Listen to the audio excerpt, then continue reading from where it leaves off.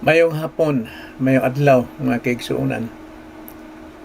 Karon adlaw gisaulog ang tradisyon sa tibuok Pilipinas ug daghay mga selebrasyon, daghay mga halad ug mga bulak, daghay mga nag-date. Usahay kitang mga Kristohanon musubay ta niining tradisyon nga wa tay kasiguruhan ug kini kitudlo bagud sa Ginoo. Kay bahin sa tradisyon kay balota nga ang Ginoo wala gyud malipay sa tradisyon. Inay siya nangasaba sa mga pagkarong ingnong mga tao, mga Fariseo ug Eskriba nga gipalabaw nila ang pagsubay sa tradisyon kaysa sa pulong sa Dios. Kung ato may hinumduman ang Mateo 15 bersikulo 6 ngadto 9, mao ni ang pangasaba ni Jesucristo. Managingon niya, busa tungod lang sa inyong gikabilin-bilin nga kalagdaan.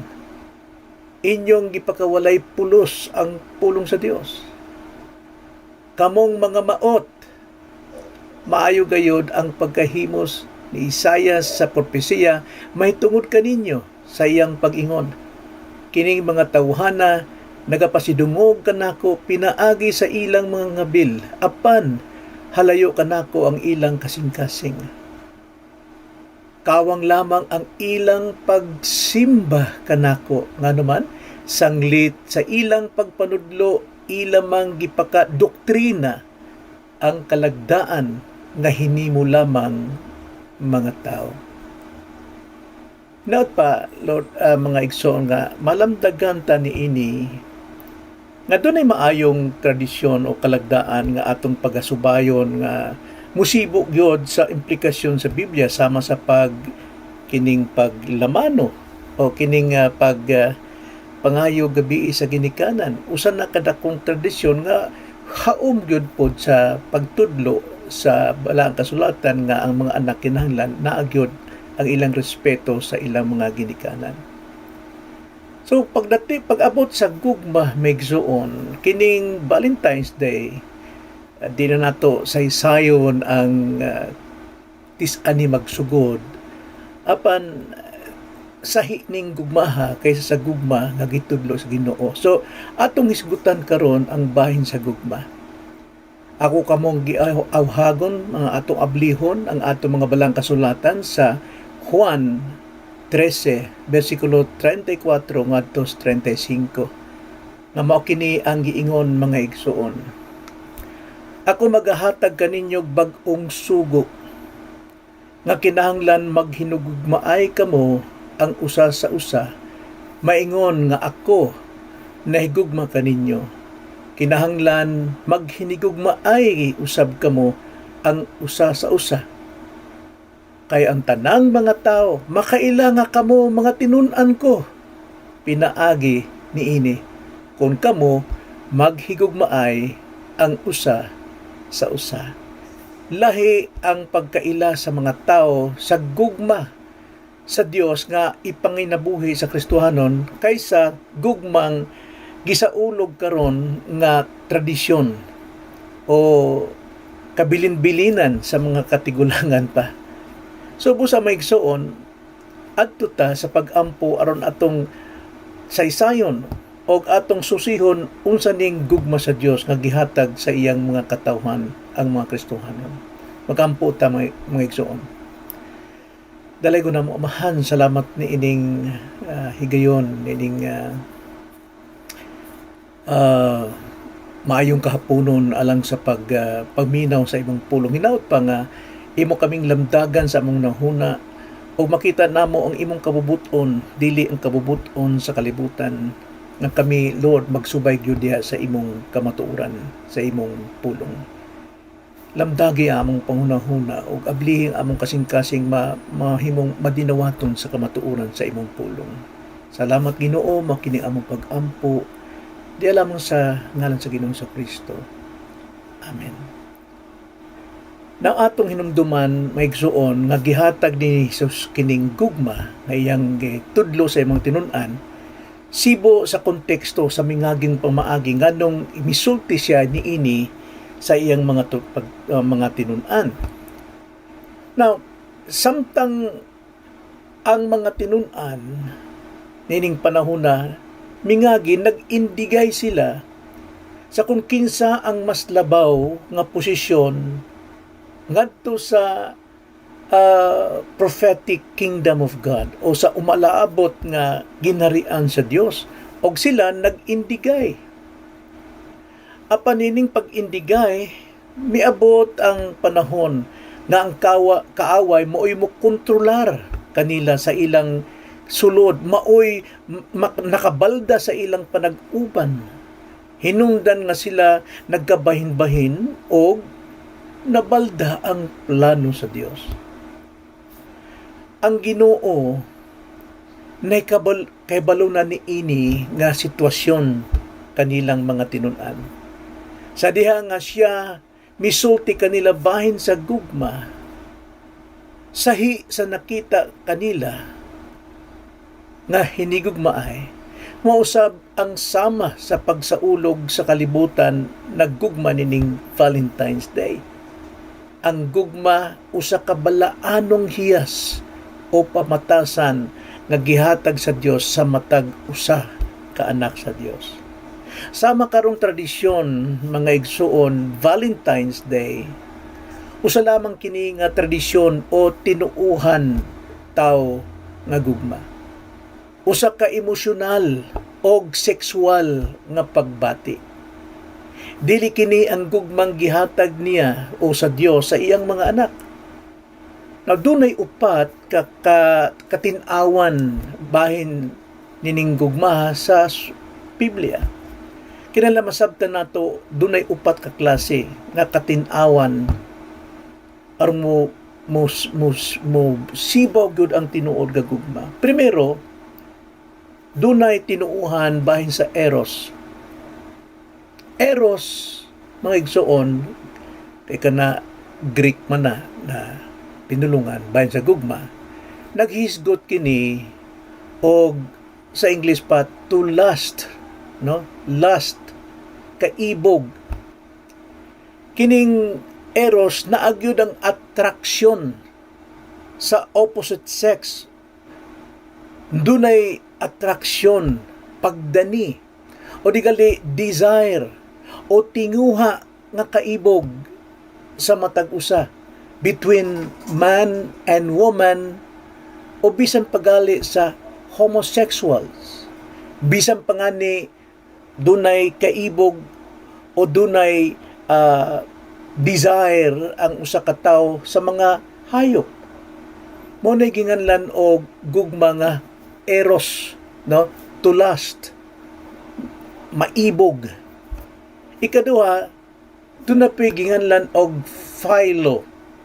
Diha ang pinulong ng Philadelphia. But pasabot naghisgot kini og brotherly love, paghinugugmaay sa magka-amigo. Kining paghigugmaan naa ang pag-atiman, naa nas hunahuna intellectual love kana kung but pasabot pagtinambagay o pagtinabangay sa usag-usa. So nakadepende sa usa-usa. Ikatulo na ang storge, naghisgot kini og kining pagmahal, no? Pagmahal. Kini usapod ka pagmahal pinagi sa intellectual o naagyud sa hunahuna. Kini interdependent ang buot pagsabot nagsalig ang usa sa usa, interdependent. Mao ni ang ginganlan og family love. Pamilya na nagugma, naana sa pagbati dire sa hunahuna. Ang ikaapat nga tudlo sa Ginoong gugma ginganlan og agape. Naghisgot kini og paghigugma. Kini usa ni ka action word, no? Agape. Busa atong pagabasahon maigsuon ang 34-35 tanawa. Lihok ni dunay paghigugma. Mingon si Kristo, ako magahatag kaninyo bag-ong sugo nga kinahanglan maghigugmaay kamo ang usa sa sa usa, maingon nga ako nahigugma kaninyo. Kinahanglan maghigugma ay usab kamo ang usa sa usa. Ang tanang tao makaila nga kamo mga tinun-an ko pinaagi niini kun kamo maghigugma ay ang usa sa usa. Kini usini kasugo, usa kasugo ning gugma, an action love kini. But pasabot kinabubuton nga desisyon, imong kabubuton nga higugmaon nimo ang tao bisan pag unsa siya ka klase ka tao, bisan pag unsay iyang ang posisyon sa kalibutan. Kining gugmaa makabarog ni sa iyang kaugalingon, dili kinahanglan nga magsalig sa uban, dili ni interdependent. Kini kaugalingon sa iyang kaugalingon makabarog, dili kinahanglan og pagbati, walay kaibog, kundili kinabubuton. Mao kini ang agape love, kinabubuton maigsoon. Ang gugma sa Dios labaw sa tanang gugma nga gituuhan sa mga tao. Kinahanglan ang gugma sa Dios mo'y mulabaw, mo'y butigbabaw sa atong kinabuhi. Busa Valentine's Day wala ni masubay sa pulong sa Dios. Kay naa ni diha sa tulo ka klase: eros, phileo, storge. No? Gisulti na sa Biblia apan dili ni ang biblical love nga gitudlo sa Ginoo. Kini usa lamang binuhat sa tao, no? Binuhat sa tao o tudlo sa mga tao, tradisyon. Apan sayop ba ang tradisyon? Dili. Nining Valentine's Day karon, usahay kining tradisyon magamit ni nato aron mahinumduman nato ang kalainan sa gugma sa Dios o gugma sa tawhunon. No? Kay tungod ang gugma sa Dios naana sa matigkasing-kasing sa mga anak sa Dios. Basahon nato ang Roma 5:5, nagaingon magsuon. Og ang paglaom dili mo pahigawad kanato nganuman kay ang gugma sa Dios gikahuwad man ngani sa atong mga kasing-kasing pinaagi sa Espiritu Santo nga gikahatag kanato.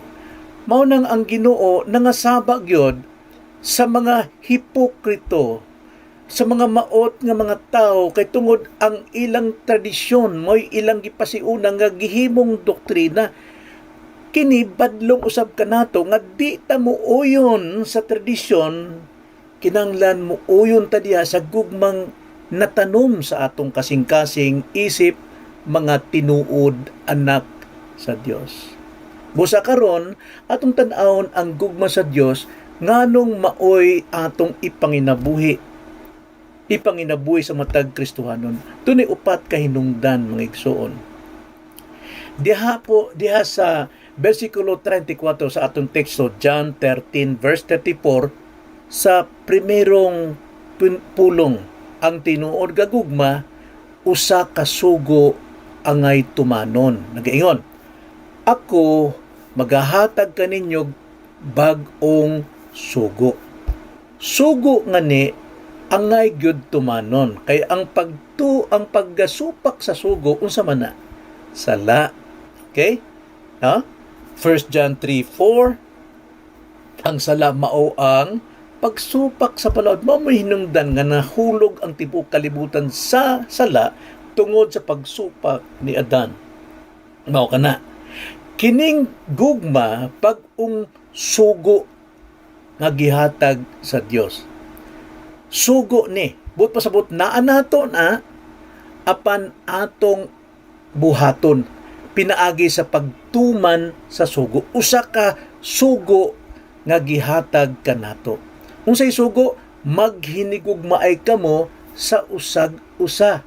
Nganuman gisugo man kay kasagaran mag-indigay, no? Kasagaran sayop ang gugma sama sa Valentine's. Gugma diha nga mag-date at hotel, unya usahay mo palit og gayuma sa tapat sa simbahan aron nga madani ang usa ka babae o lalaki dili gyud na gugma sa Dios. Sugo nga ni maigsoon sa Griego na ginganlan og entole, no? Dili ni sugo as a command of 10 commandments, but sugo kini gimando kanato. Usa kining sugo, usa ni ka autoritibo nga resita, no? Authoritative receipt. Atong example ni igsoon. Sa Mercury drug, kay ako gyud kada Lunes kami magtiayon na gyud sige mig pamalit og maintenance sa akong diabetic for 30 years na sa akong insulin na 18 years na nya na po akong bag-ong sakit karon sa kasing-kasing nga mooy naka heart attack nako ginganlan og troponin. Busa naagyod ang mga tambal nga angay paliton sa mercury drug. Karon nahihitabo nakalimtan namo ang resita. Okay? Nakalimtan namo ang resita. So sa mercury drug bisag unsaon namo ni mama sa paghangyo nga makapalit mi og tambal apan walay resita, dili gyud mosugot, dili gyud bubaligya ang mercury drug. Ug usahay usab diha may resita nga diha sa Bisaya sa kami nag mission gitaga may resita apan nakalimtan sa pirma sa doktor. Mao na pag-abot dinhi sa Manila bisag unsa namo paghangyo nga tagaan may baligyaan mig tambal kay kining kinahanglan gyud nako apan wa may pirma, dili gyud mohatag ang mercury. Pagka nindutan ni mercury kupot gyud sa ilang mga balaod. Busa, kung dunay pirma, authoritative ni, dunay gahom ni, mao na naghatag og otoridad nga maoy angay, tagaan, paliton.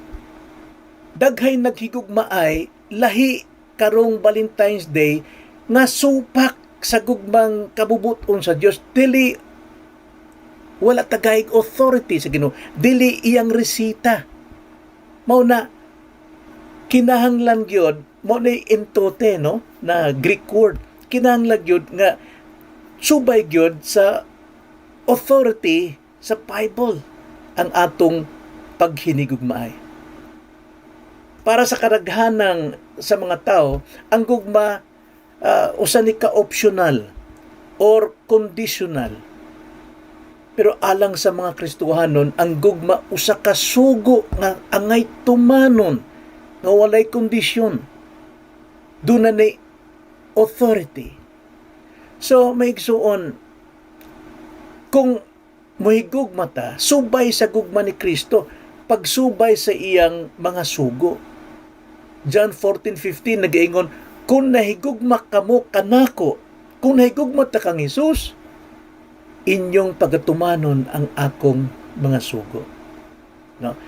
Dunay authority nga makasubay gyud ta, tumanon nato ang atong ang sugo kay tungod gitagaan ta ni Kristo og gugma. Ikaduha, ang tinuod nga gugma sumala sa bersikulo 34 sa atong teksto, usa ka bag-ong sugo nga angay idapat. No, usa ka bag-ong sugo nga angay idapat. Basahan nato og usab ang tibuok 30 bersikulo. Ako magahatag kaninyo bag-ong sugo nga kinahanglan maghinigugmaay kamo sa usa sa usa. Kinahanglan, no? Idapat sa usa-usa maingon nga ako nahigugma kaninyo. Kinahanglan maghigugmaay usab kamo ang usa sa usa. Naagyod ang pulong kaduha. Kinahanglan dapat gyud sa atong kinabuhi kay naa na nato. Unya usa ni ka bag-ong sugo. Uy, di ba ang sugong paghinigugmaay naa naman sa daang tugon? O naa gyud.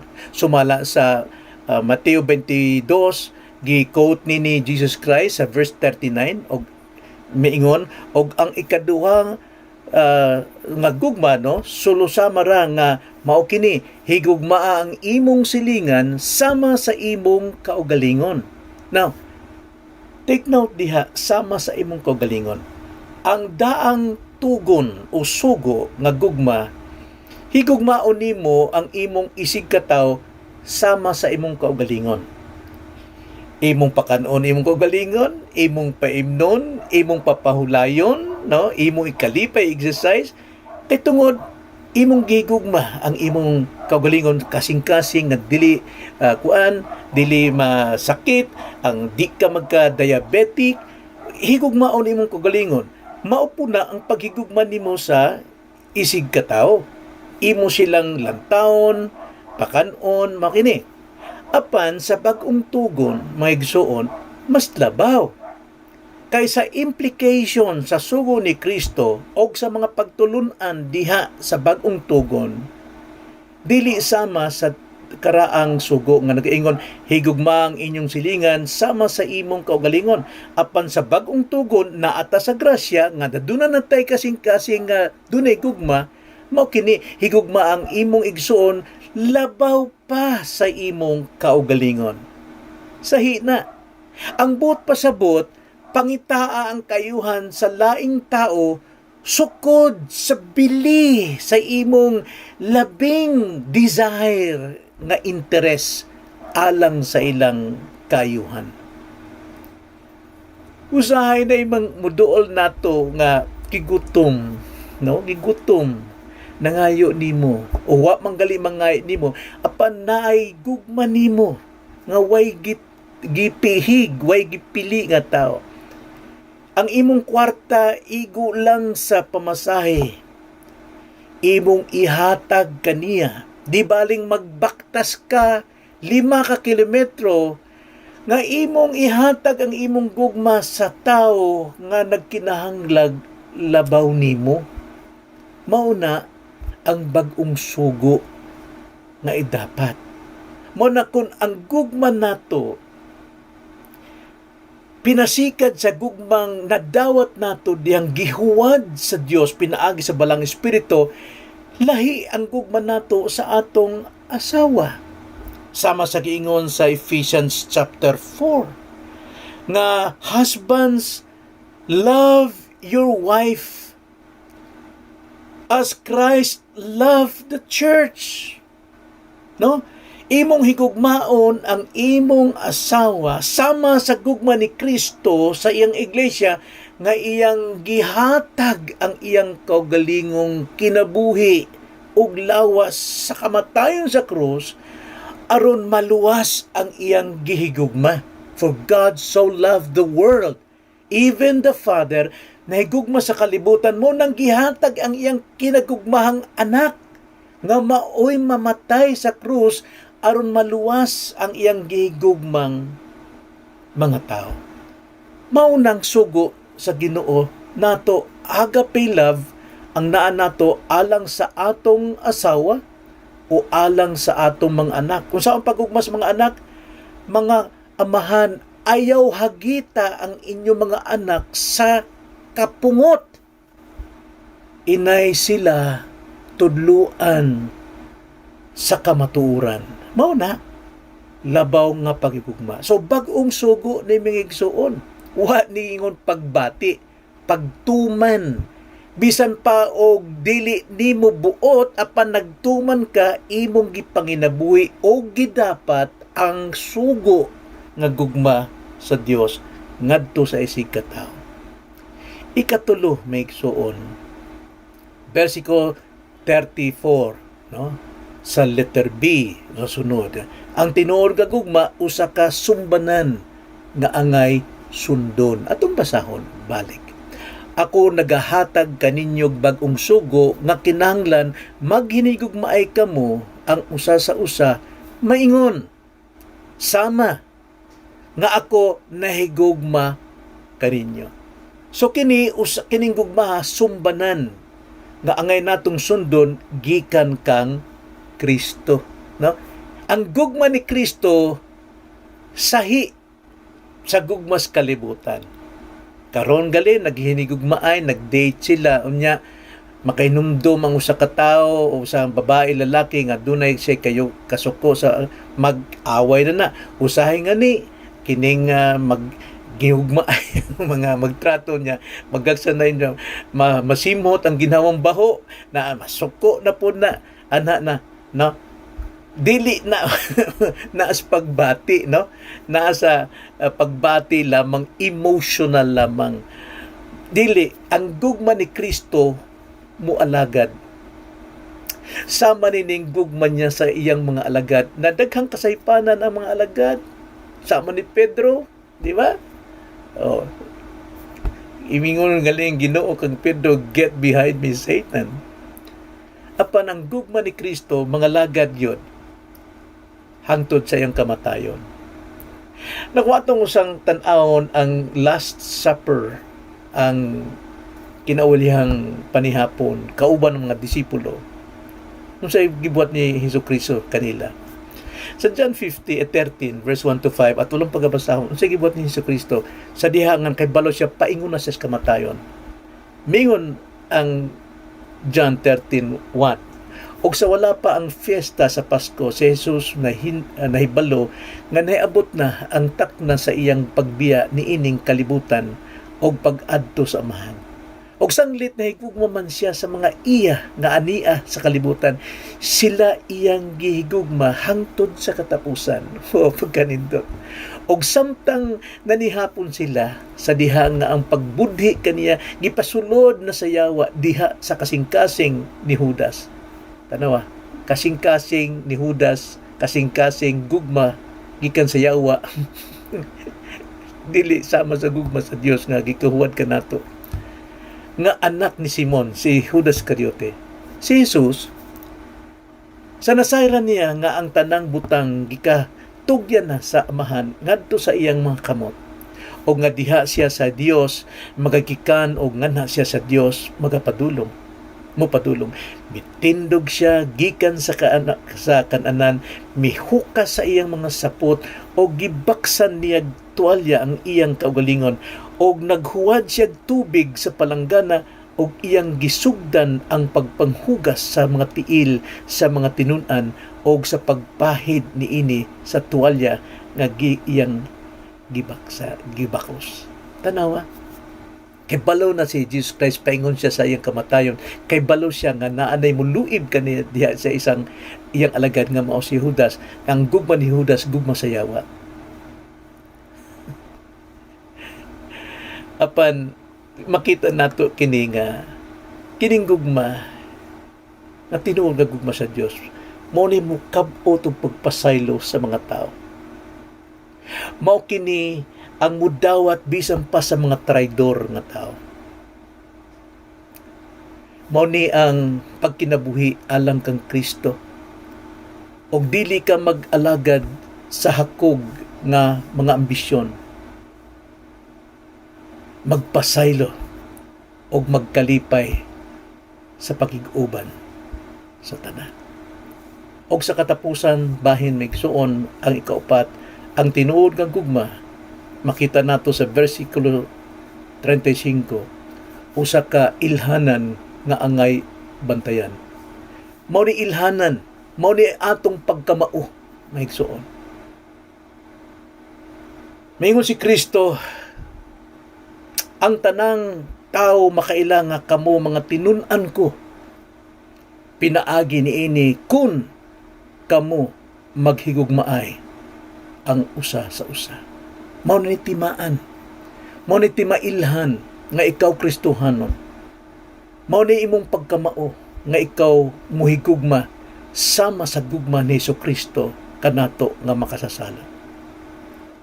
Ang gugma mao ang pagkamao ni Jesus, mao ni iyang identity, iyang ilhanan, atong ilhanan, o magapadayon nga atong ilhanan, ingon nga tinuod nga mga alagad ni Kristo. Timan ika na igsoon.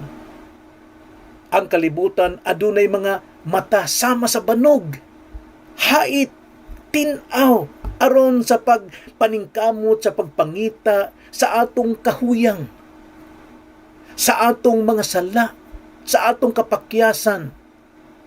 Isip mga anak sa Diyos, mo ni pangitaon sa kalibutan. Unsay makita nato. Kung kita makipaghugoy kanila sa ilang tinuuhan, dali na makita, makaingon, mao ba na'y Kristohanon? Pareho man lang nato. Sila mangitag yod sama sa matas banog. Ug mga hinungdan nga makaingon, makita maot og tigpakaron ingnon. Timan ni migsuon. So sahi gyud ang traditional love. The doctrines of man kaysa sa doctrine of God nga gugma. Busa sulod sa iglesia, sulod sa atong kinabuhi, sa atong panimalay, sa atong pagtigom sa iglesia, kinahanglang adunay lawom nga paghilak alang sa mga alagad sa Dios nga magkinabuhi o magtubo sa balaang gugma. Aron ipakita nga sila tinuod, naghinigugmaay sa matag usa. Sumala sa pagtuman sa sugo sa Dios sa usag usa. Mao kini ang pagsunod kang Kristo. Subusa maigsuon sa atong paghinapos.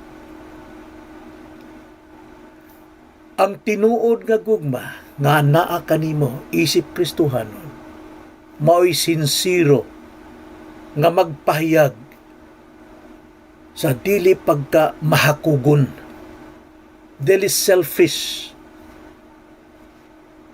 dili self-righteous. So sa milagrosong paagi nining gugmaha may kahimo sa pagpildi sa kompetisyon o pag-inindigay sa matag usa nga alagad sa Dios. Mao kini ang magdala sa kayuhan sa makadaot nga relasyon o mao ni pagwagtang sa mga plano sa atong kaaway. So ang pagsakripisyo nga gugma o ang gugma nga sakripisyo kinahanglan kini alang sa usag-usa, dili pagbati kung dili kinabubuton sa imong desisyon, sa imong kaugalingong kabubuton.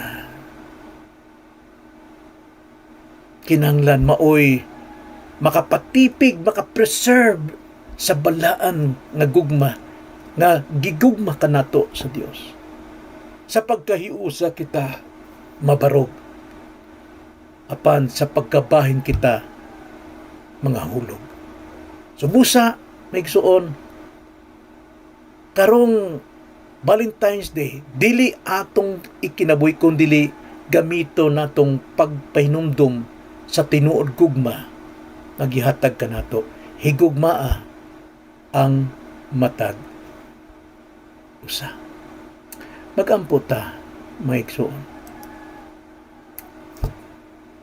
Dalaygon ka, O Diyos. Salamat nga imong gipalabas kanamo sa among kasing-kasing ang tinuod nga gugma. Nga gikahuwad nimo sa among kasing-kasing diha sa among kaluwasan. Pinaagi sa badaan kasulatan. Mao na nga dunag yung kay authority nga musugo ka namo kay mamahimog yun namong mabuhat kay tungod naa na ang gugma gikan nimo nagihatag ka namo. Hinaot pa nga magkinabuhi mi sa kamatuoran sa imong pulong, dili sa mga hunahuna, tuo-tuo o mga tradisyon, mga kabilin-bilin nining kalibutan. Inay among dag-on kini pinaagi sa pagpakita sa among kinabuhi sa tinuod gugma nga maoy kalipay o glory sa among Dios. Kining among pag-ampo diya lamang sa ngalan sa Ginoo Jesus. Amen.